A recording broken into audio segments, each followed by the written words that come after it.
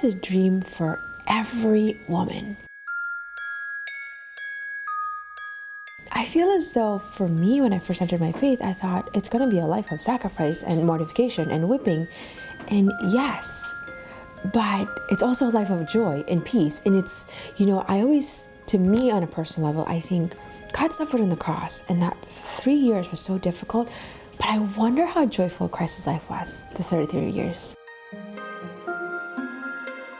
I find that we have to be quiet enough, intentional enough to dream of saying, I wonder what God has in mind for my life. And I think that's learned. I don't think we're taught to do that.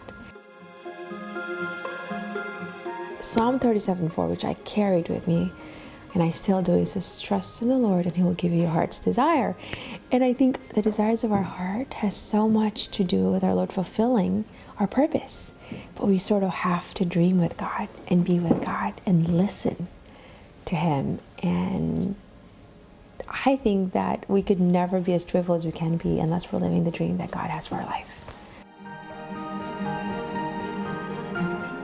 We live in a world where we're expected to do so much.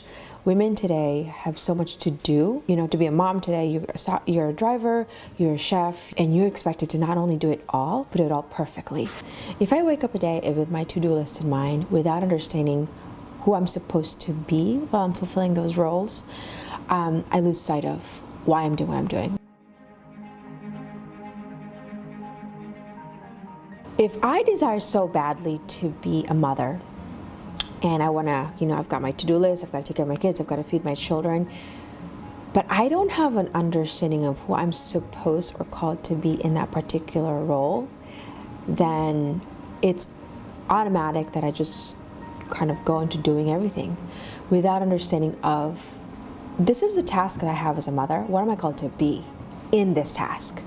How am I called to prepare my food? With joy? Or it's stress?